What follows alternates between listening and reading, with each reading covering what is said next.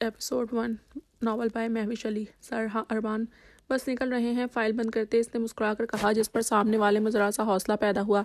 Sir एक bad news है। Inspector अरमान खान ने मोबाइल जेब में डालकर अंदर दाखिल होते हैं एसपी बुरहान वली से बोला। कौन सी उलझन से देखते हुए बुरहान ने आईब्रोज गाए। सर हमें जल्द वकार हाउस पहुंचना होगा। वकार ने हमसे झूठ बोला कि इसके घर में मेन डोर और बैक डोर के अलावा कोई दूसरा रास्ता बाहर जाने का नहीं। पर असल में बुरहान परेशान सा उठकर चीख पड़ा। इंस्पेक्टर अरमान ने लबों पर जुबान फेरी। सर वो असल में वकार बलोच के अपने बेडरूम में ही ड्रेसिंग मिरर के पीछे बाहर जाने का तीसरा रास्ता था, जिसका इसने हमें नहीं बताया। और वह एसपी के बिगड़ते तेवर देखकर फिर से चुप हो गया। क्या किस्तों पर बात कर रहे हो? पूरी बात बताओ, क्या हुआ है? तुम लोगों को पहले क्यों मालूम नहीं हुआ और अब कैसे मालूम हो गया? बको जल्दी।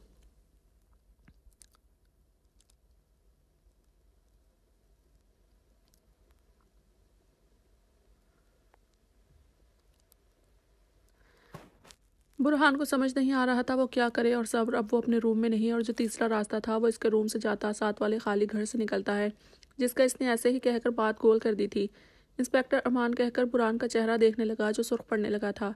मजीद इसकी बीवी का बयान है कि अचानक रूम में लाइट ऑफ हो गई और वो कुछ समझती इससे पहले कमरा रोशन हो गया, पर वकार रूम में नहीं था। अलबत्ता ड्रेसिंग मिरर दरवाजे के पट की तरह दीवार से अलग था, मतलब वहाँ जाने का रास्ता। सर इसमें हमारी गलती तो नहीं ना? इस वकार बलोच को ही हम पर यकीन नहीं था। अगर वो बता देता तो ऐसा होता। अरमान खान की सफाई पर बुरहान ने इसके चेहरे को देखा। क्यों इसे हम पर यकीन ना हुआ? नॉनसेंस। हमारी ही गलती है जो उसके घर के अंदर होकर भी ना जान सके और वो बाहर होकर भी कामयाब हो गया। टेबल पर हाथ मार कर वो धाड़ा, अब यहाँ मेरा मुंह क्यों देख रहे हो? Get lost. सर आप चलेंगे नहीं वहाँ? कुछ डरते अरमान ने चंद लफ्ज अदा किए। बुरहान का बस नहीं चल रहा था कि सब कुछ तहस नहस कर दे।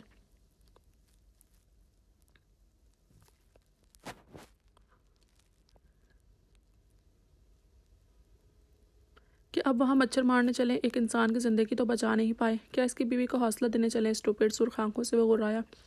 लगता है पागल हो गया है। इंस्पेक्टर इसकी जुनूनी हालत को देखकर मुंह में बड़बड़ाता सैल्यूट करता बाहर निकल गया। उफ उफ सही, अभी वक्त तेरा है, कर ले कमाल। चेयर पर गिरकर छत को देखता खुद कलामी करने लगा कि इसका मोबाइल बज उठा। एक गहरा सांस भरकर सीधा हुआ और दाद का नाम देखकर मोबाइल कान से लगाया। बोल दाद। दाद बुरहान अलवी का छोटा भाई था। भाई आपको कुछ याद भी है? 11 बज गए हैं, 12 में सिर्फ 1 घंटा बाकी है। ओ यार दिमाग ख़राब हो गया है मेरा। बालों में उंगलियां फंसाए आंखें मीची। ओह तो फिर हर बार की तरह। दाद को हंसी आ गई। जी हाँ, हर बार की तरह। और वैसे ये तो पूछ रहा है या मजाक उड़ा रहा है? भाई मैं क्यों मजाक बनाऊंगा, ये तो बस ऐसे ही पूछा है। अच्छा बताओ मौसम कैसा है वहाँ का? मुस्कुराते लहजे में किसी की मनमोहनी सूरत को याद करते खोया सा बोला। जी मौसम तो वैसा है, हर साल की तरह। सोफे की बैक पर सर लटकाए वो बोला तो लब भींच कर बुरहान चेयर से उठ खड़ा हुआ। अच्छा तुम नूरुलैन को जगाने की कोशिश करो, मैं तब तक कुछ स्पेशल ख़रीदारी करके आता हूँ। अरे यार भाई, फिर इतना टाइम वेस्ट होगा इस बोनी पर। इसका कल कर लेंगे कुछ। सर को खुजाते इसने टालना चाहा, पर आगे भी इसका बड़ा भाई था। दाद ऑफिस से निकलते रोबदार आवाज़ में तनवीह की। जा रहा हूँ, बल्कि रूम के दरवाजे पर हूँ, पुकारने की ज़रूरत नहीं। मुँह बनाकर कहता वो आहिस्ता सा रूम से बाहर निकला। शाबाश मेरा शेर, हंसकर कहते मोबाइल ऑफ किया। गाड़ी में बैठकर ड्राइवर को शॉपिंग मॉल की तरफ जाने का कहा। मॉल के बाहर गाड़ी में शॉपिंग बैग्स रखते एक बार फिर इसका मोबाइल बजने लगा, और अब वो जानता था किसकी कॉल है। तवक्का के मुताबिक स्क्रीन पर डीआईजी फुरकान मलिक जगमगा रहा था। सुने ज़रा, आप आगे जाकर कोई फ्लावर शॉप ओपन है, गो फास्ट देखें। ओके सर, ड्राइवर कहता आगे निकल गया और इसने कॉल ओके करते मोबाइल कान से लगाया। अस्सलाम वालेकुम सर।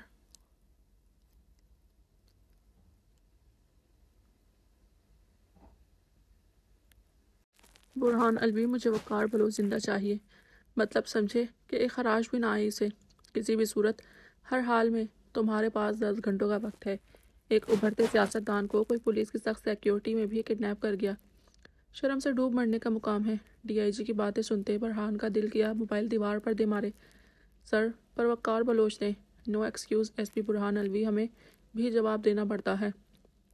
अभी मीडिया को नहीं मालूम, कल को मालूम हुआ पुलिस की यूनिफॉर्म पर धब्बा लग जाएगा चटपटी बातों से। غصے سے کہتے موبائل تو بند ہو گیا، پر برہان کا پارا ہائی ہو گیا۔ سوری سر، پر یہاں پر کوئی فلاور شاپ نہیں ہے، ایک ہے وہ بھی 8 کے بعد بند ہو جاتا ہے۔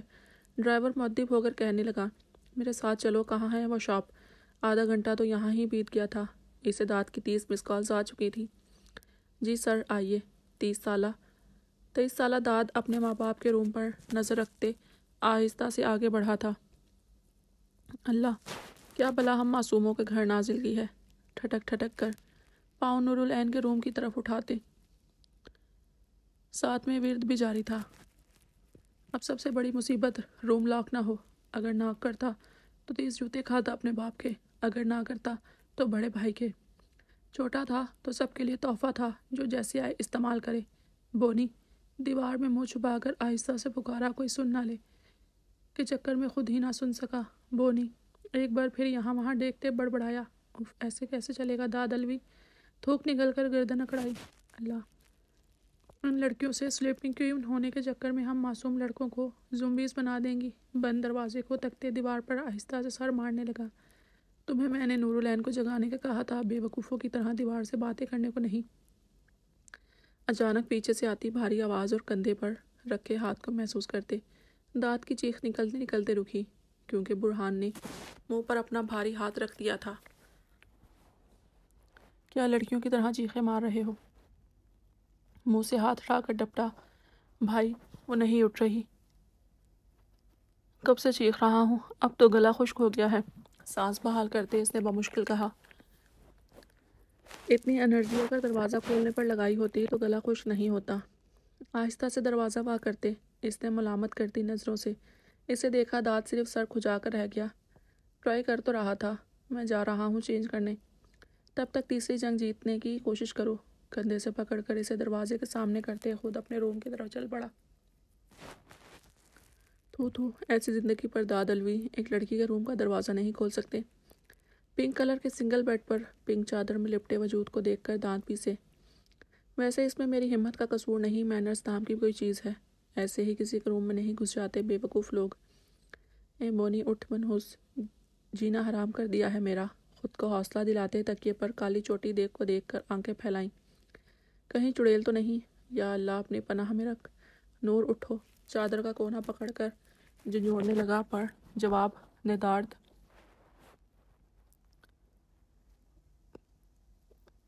بونی آخری بار پکار رہا ہوں، پھر صبح مجھے الزام مت دینا۔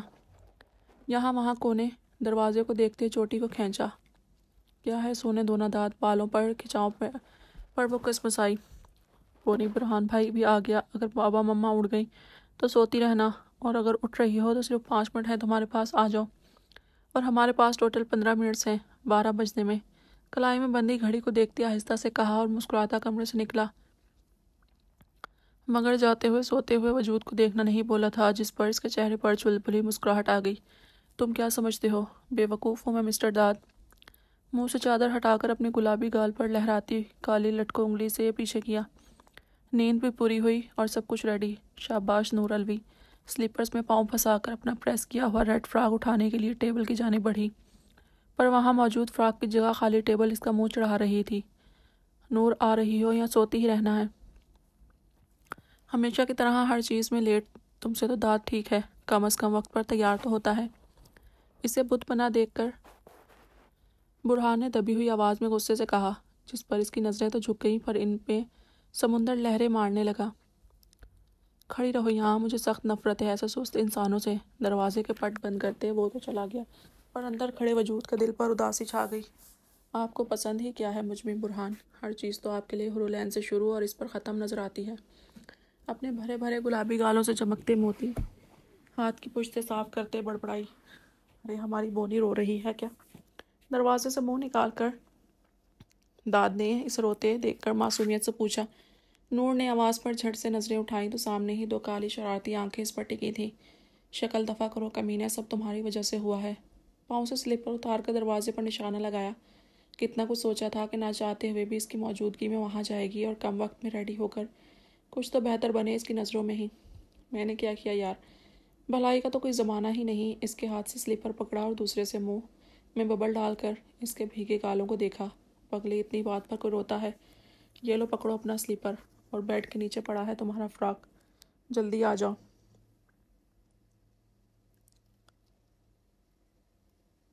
اور یہ لو فریش اپ کھاؤ، فریش ہو کر آؤ، شاباش میری بونی۔ جاتے ہوئے منہ میں پڑا ببل گم اس کی طرف پھینکتے مزید کسی کارروائی کا موقع دیے بغیر دروازہ بند کر دیا۔ اللہ تجھے دیکھے داد، پتہ نہیں کہاں سے ہم لوگوں کے بیچ بزدل ٹپک پڑا ہے۔ وہ اسے کوس تو رہی تھی پر دکھ اسے داد کے مذاق پر نہیں ہو رہا تھا، دکھ تو اسے اپنے آپ پر تھا۔ کہاں دل نے دغا دیا ہے؟ کیا ہوا بونی، تم تیار نہیں ہوئی؟ تم نے تو بہت کچھ یونی میں کہا تھا اپنی برتھ ڈے پر یہ کروں گی وہ کروں گی۔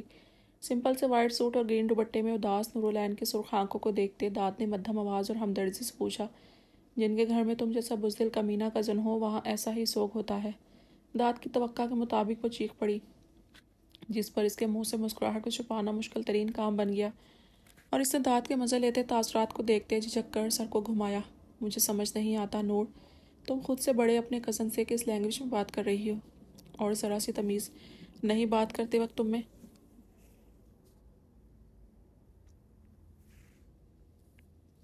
کچھ اچھا نہیں تو برا بولنے سے بھی گریز کرو، انڈرسٹینڈ؟ اس کی جھکی پلکوں کو دیکھتے برہان ناگواری سے بولا، سوری۔ اور نورالعین اس کی یہ تو حالت تھی کہ نہ روک سکتی تھی اور نہ چیخ۔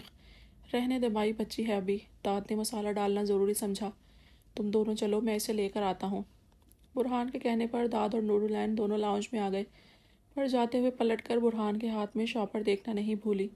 لاؤنج میں کمال الوی اور آسیہ کی موجودگی کو دیکھ کر دونوں وہیں رک گئے۔ ابو امی آپ، داد کی پکار پر دونوں مسکرا پڑے۔ ہم نے سوچا کہ اس حسین محفل کا حصہ بن جائیں اور تم لوگوں کو سرپرائز دیں۔ کیوں جی؟ آسیہ بیگم نے مسکراتے ہوئے کہا، پر یہاں تو ہم خود سرپرائز ہو گئے ہیں۔ اور مزید نورالعین کو دیکھ کر خوشی سے بولی، تائمہ۔ نورالعین آگے بڑھ کر آسیہ بیگم کے ساتھ لگ گئی۔ ارے کیا ہوا؟ اس خوشی کے موقع پر ہماری گڑیا کی آنکھوں میں آنسو کیوں؟ اس کا سر سہلاتے ہوئے پوچھا۔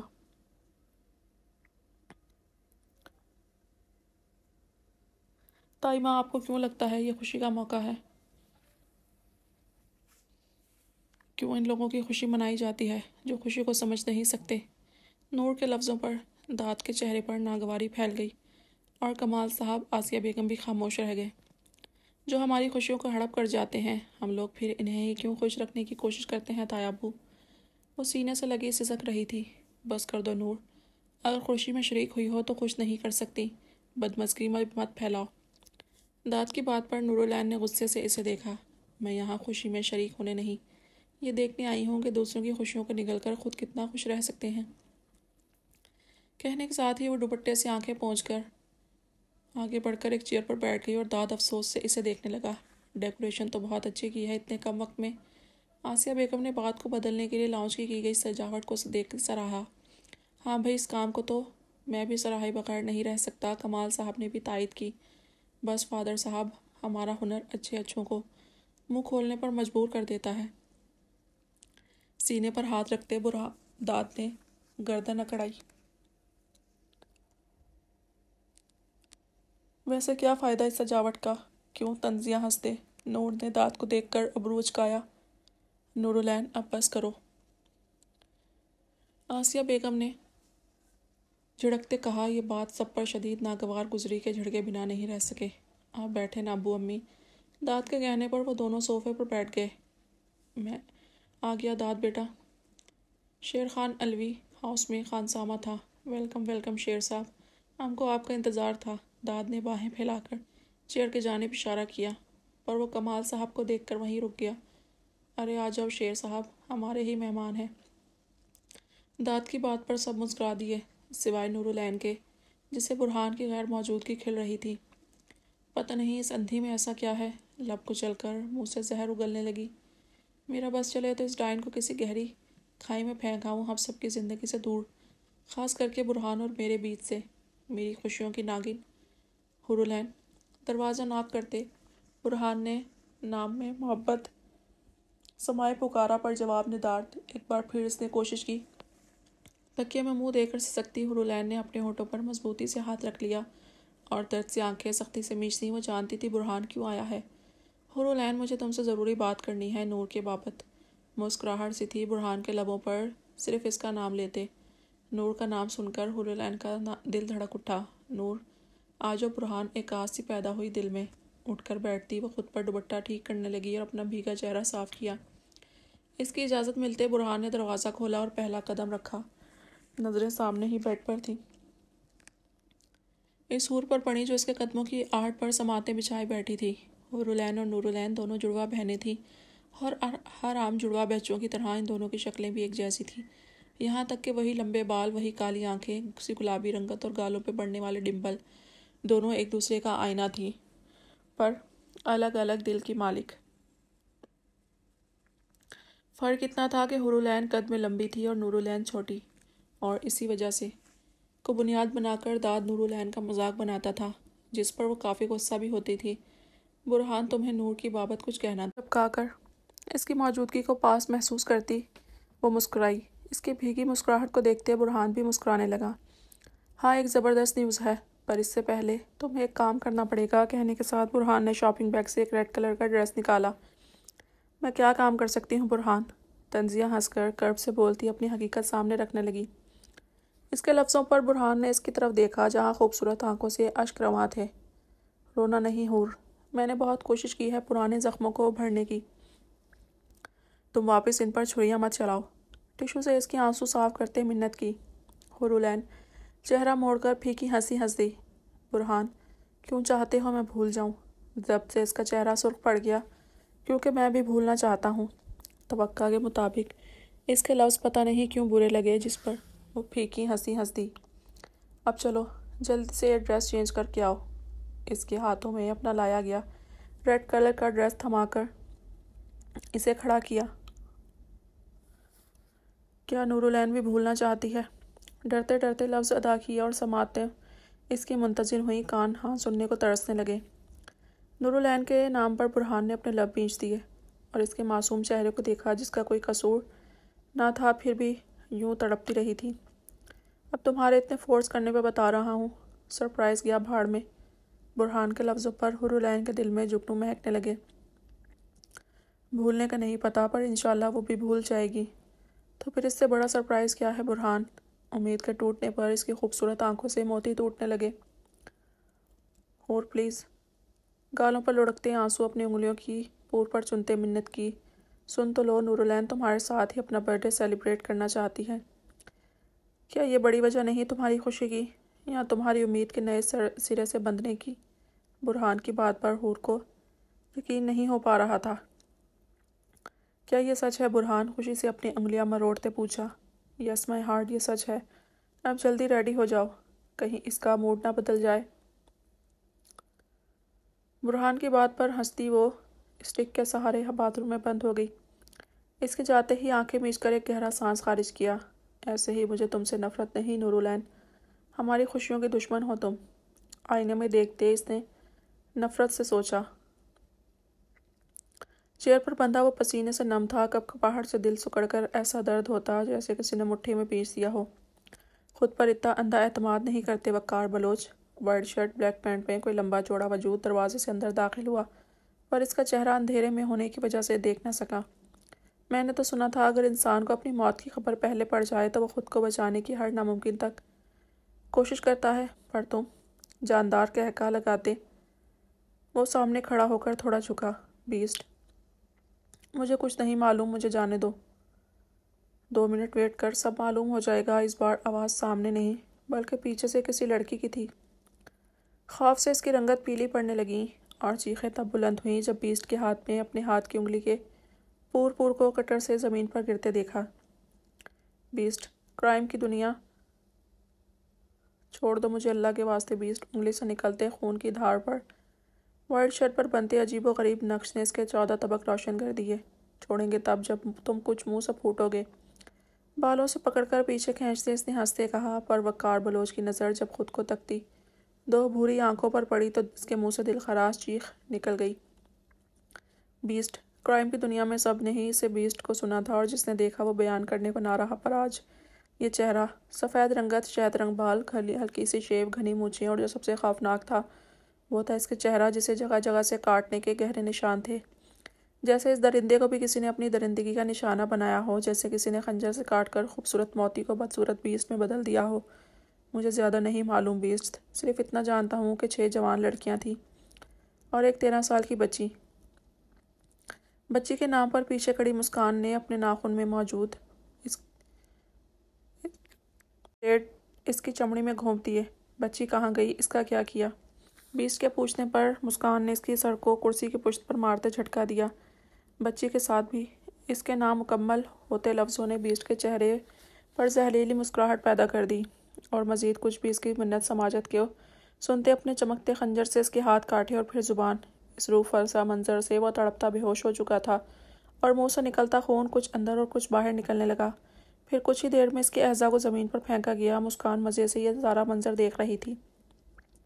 الف سے کہنا پارسل ایس پی برہان الوی تک پہنچائے، اور ساتھ یہ بھی لکھ دینا، سیاست میں گھسنے سے بیس کی نظروں سے سیاہی نہیں چھپ سکتی۔ انگوٹھے اور انگلی کی مدد سے خنجر سے خون ٹپکا کر صاف کر کے باہر نکل گیا۔ چلیں جی، پارسل بنائیں برہان صاحب کے لیے۔ ہاتھوں پر گلوز پہن کر وہ زمین پر گھٹنوں کے بل بیٹھے کر پڑے اعضاء کو ایک بیگ میں ڈالنے لگی۔ بلیک سوٹ میں برہان کے سنگ ریڈ لانگ میکسی میں ہرولین کو یہ آسمان کی ہور لگ رہی تھی۔ ماشاءاللہ۔ بچائے آسیہ بیگم سالوں بعد اس کے چہرے پر کھلتی مسکراہٹ پر واری ہو گئی، پر اس کی آنکھوں کی گھبراہٹ اور ہیر پھیر پر نورالعین کے ہونٹوں پر مسکراہٹ سی آئی۔ اگر آج اس ماسی کے سوٹ میں آنے کے بجائے کسی اچھے ڈریس میں آتی تو دوسرا صدقہ ہمارے سر سے اتارا جاتا۔ ضبط کی شدت سے ہوتے سرخ چہرے کو دیکھتے داد نے نورالعین سے کہا، شکل دیکھی ہے اپنی؟ وہ جھڑک کر بولی، خوش فہم مت ہو، میں تو صرف تمہارے دل کے بھید پھوڑ رہا تھا۔ کہنے کے ساتھ بغیر رکے آگے بڑھ گیا، اور نورالعین کا دل کیا سب کچھ چھوڑ چھاڑ کر اپنے روم میں بند ہو جائے، پر مجبوری تھی یہاں رکنے کی۔ سب سے دعاؤں اور تعریفوں کے بعد وہ برہان کے ساتھ کھڑی ہو گئی۔ یہاں آؤ نورالعین۔ برہان نے اسے الگ سب سے دور کھڑا دیکھ کر پکارا۔ نورالعین بھی اس کی موجودگی کو محسوس کرنے کے لیے بے چین ہوئی۔ میں یہاں ٹھیک ہوں برہان، روکھے لہجے میں اس نے انکار کیا۔ اس قدر سخت دلی پر برہان نے سختی سے مٹھی بھینچ لی۔ نور بیٹا، آج تمہارا بھی جنم دن ہے، آؤ یہاں بہن کے پاس۔ آسیہ بیگم نے کوشش کی جس پر لہو لہان ہوتی اپنی آنکھوں میں دنیا جہاں کی نفرت سمائے۔ نورالعین نے اپنی سگی بہن حورالعین کو دیکھا۔ معاف کر دینا تائی ماں، میں نے بہت کوشش کی، پر اب نہیں، میں نہیں معاف کر سکتی اس قاتل کو، اس ڈین کو جو میری خوشیوں کو نگل گئی، میرے ماں باپ کو نگل گئی۔ مجرم ہو تم، قاتل ہو ہماری خوشیوں کی، میرے ماں باپ کی، مجھے یتیم بنانے کی۔ چیخ چیخ کر کہتی وہ رو پڑی، اور سامنے کھڑی حورالعین دعا کر رہی تھی۔ کاش اندھی ہونے کے ساتھ وہ بہری بھی ہوتی یا نورالعین کی دعائیں لگ جاتی، کہیں مر کھپ جاتی۔ مجھے میرے روم میں چھوڑاؤ برہان، سسکتی حورالعین کی آواز پر برہان ہوش میں آیا۔ سبھی حیران و پریشان کھڑے تھے۔ پہلے نہیں آتی تھی تو سکون ہوتا تھا، پر آج آ کر یہ تماشا کرنے کی کیا وجہ تھی؟ برہان کا دماغ پھٹ رہا تھا۔ داد حور کو لے جاؤ۔ خاموش کھڑے داد کو برہان نے آواز دی تو وہ سر ہلاتا حورالعین کو لے کر جانے لگا۔ اس ہنگامے کو دیکھ کر شیر خان بھی چلا گیا۔ ان کے جاتے ہی آنسو صاف کرتی نور کے سامنے برہان جا کر کھڑا ہوا۔ وجہ اس سب کی کرخت آواز پر نور نے نظریں اٹھائیں۔ برہان، کمال صاحب نے اس کے تیور پر ٹوکا۔ نہیں پاپا، جاننے دیں کہ آخر اس نے کیوں کہا کہ وہ اس سرپرائز میں شامل ہونا چاہتی ہے، کیوں ہر روز اسے نئے زخم دیتی ہے۔ کیا صرف اس کے ماں باپ تھے، حور کے کچھ نہیں تھے؟ شیر کی طرح غراتے وہ نور کو مارنے کے در پہ ہو گیا۔ کیا سمجھتی ہے خود کو اکیلی، بے بس، یتیم، بے سہارا؟ تو اس کے ساتھ کون ہے؟ اس کے دوسرے ماں باپ ہیں۔ ہمیشہ سے سہتی نورالعین آج اس کی خوشیوں کو یوں بکھیر کر خوش باش ہو گئی تھی، دل پر جیسے ٹھنڈک پڑ گئی تھی۔ جو آگ اسے ریڈ کلر کے سوٹ میں حورالعین کو دیکھ کر لگی تھی، اس سکون پر خاموش سی بے خوف ہو کر برہان کا چیخنا چلانا سن رہی تھی۔ ہمیشہ سے چاہنے والا خواب کے ہر موقع جس پر وہ حورالعین کے ساتھ ہوتا تھا، اپنے ساتھ ہونے کے سپنے جو ہمیشہ ادھورے رہتے تھے، آج ان کی پہلی کامیابی دیکھ کر وہ اندر ہی اندر جھوم رہی تھی۔ 12 بج گئے اور وہ اس کے پاس، اس کے سامنے کھڑا تھا، چاہے کسی بھی روپ میں اس کے سامنے، اور وہ حور، وہ ان سے بہت دور تھی اس کی نظروں سے۔ تھینکس اس خوبصورت تحفے کے لیے۔ بغیر اس کی چیخ قراہٹ کو دیکھے سنے اپنی کہہ کر بھاگ گئی۔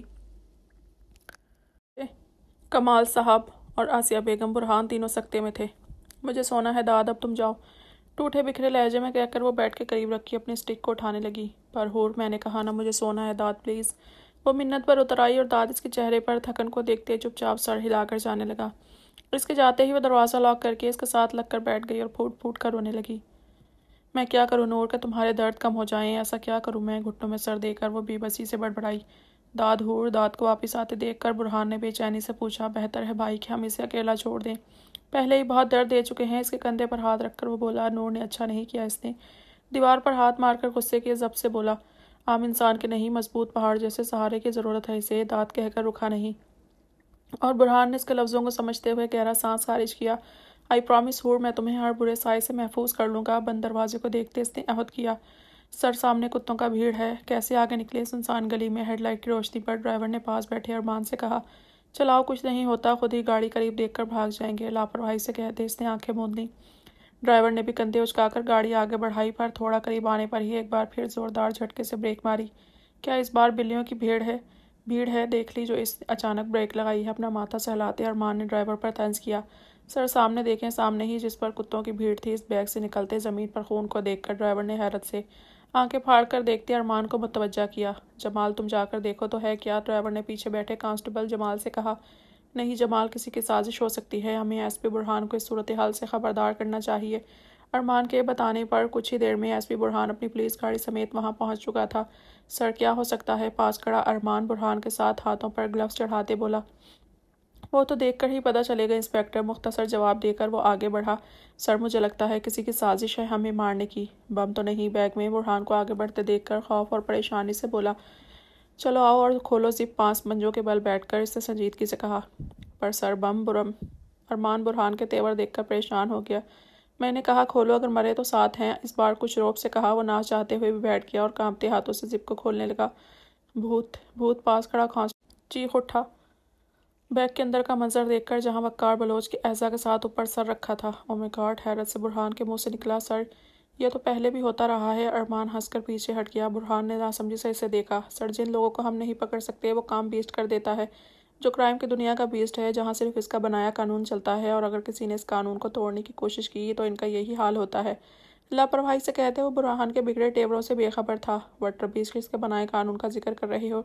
ایک درندے کے۔ برہان کی دھاڑ پر ارمان چپ سا ہو گیا۔ سوری سر، جو سنا تھا وہ صرف وہ بتایا ہے۔ اور سر جھکائے شرمندہ سا بولا تھا، اپنی سنی سنائی اپنے پاس رکھو اور میرے سامنے ایسے درندوں کا اس طرح سے ذکر سے پرہیز کرو۔ انگلی اٹھا کر اس نے وارن کیا تو ارمان نے جلدی سے اس بات میں سر ہلایا۔ میں ڈی آئی جی کو انفارم کرتا ہوں اس صورتحال سے، وہ کہہ کر سائٹ پر چلا گیا۔ جب پڑے گی اسے تب پتہ چلے گا، دنیا جانتی ہے بیسٹ کو، اور یہ مجھے منع کر رہا ہے، خود ہی پتہ لگے گا کل ڈی آئی جی کی نیوز سے۔ جلتے کڑتے اس نے کانسٹیبل جمال سے کہا، جو خاموش ہو کر سن رہا تھا، سر یہ چٹ۔ ڈرائیور نے برہان کو پکارا تو سب قریب آ گئے۔ کہاں سے ملی؟ لیتے ہوئے اس نے پوچھا۔ سر، بیگ سے ہاتھ کیوں لگایا اسے؟ کہنے کے ساتھ اس نے بیسٹ کی طرف سے دی ہوئی چٹ کو پڑھنے لگا تو چہرہ شدت ضبط سے سرخ پڑ گیا۔ دیکھ لوں گا تمہیں۔ ناظرین، آپ کو بتا چلیں کہ ملک کے ابھرتے سیاستدان وقار بلوچ کو کل رات ڈرائیونگ کے دوران کڈنیپ کر لیا گیا تھا۔ جی ہاں، ملک کے ابھرتے سیاستدان وقار بلوچ کڈنیپ، وجہ ان کے ماضی میں مافیا گینگ سے تعلقات۔ ان کی بیوی کا کہنا ہے کہ وقار بلوچ ایک اچھے انسان نہیں تھے، اور جو ماضی میں کرتے تھے یہ سب اس کا نتیجہ ہے۔ کیا بکواس سن رہے ہو؟ داد، جو حیرت سے آنکھیں پھیلا کر نیوز سن رہا تھا، اچانک ٹی وی بند کرنے پر اچھل پڑا۔ کیا بھائی، کتنی زبردست نیوز چل رہی تھی! منہ بنا کر کہتے اس نے ریموٹ لینا چاہا۔ چپ ہو کر بیٹھو، میرے سر میں درد ہے۔ کیوں سر میں درد ہے؟ ایسے لوگوں کا تو انجام ایسا ہی ہونا چاہیے۔ میں تو بہت خوش ہوا، پر رات کو ٹھیک سے نیند نہیں آئی۔ بے رحم درندہ ہے، انسان نہیں جانور ہے سالہ۔ دانت پیس کر برہان نے مٹھیاں بیچی۔ ایک بار بھی اس کی بیوی بچوں کے بارے میں نہیں سوچا۔ ارے پر بیوی نے خود تو کہا کہ اچھا ہوا نتیجہ۔ داد نے الجھ کر برہان کو دیکھا۔ شاید وہ اس لیے کہ اس کی دوسری شادیاں منظر عام پر آ گئی تھی۔ پرسوچ سا وہ بولا، نو، میں مان ہی نہیں سکتا کہ دوسری شادیاں سامنے آنے پر بیوی اپنے شوہر کی موت کا یوں کہے گی۔ ضرور کوئی برائی دیکھی ہوگی۔ داد نے اپنی سمجھ کے حساب سے نظریہ پیش کیا۔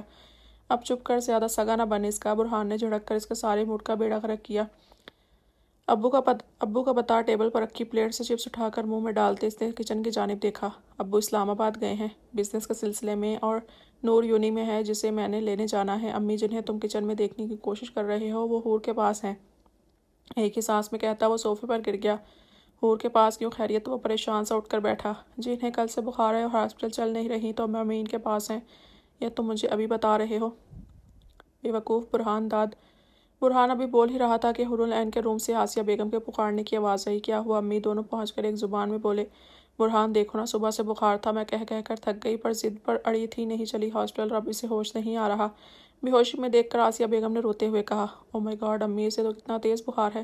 آپ نے مجھے پہلے کیوں نہیں بتایا؟ باہوں میں اٹھا کر بخار کی تیز تپش کو محسوس کرتے برہان نے اپنی ماں سے کہا، اور بغیر کچھ سنے باہر نکل گیا۔ آئی امی میرے ساتھ، داد انہیں لے کر برہان کے پیچھے چلا گیا۔ تم ابھی تک یہاں بیٹھی ہو؟ ویٹنگ روم میں نورالعین کو اکیلے بیٹھے دیکھ بیا پاس آ کر بولی۔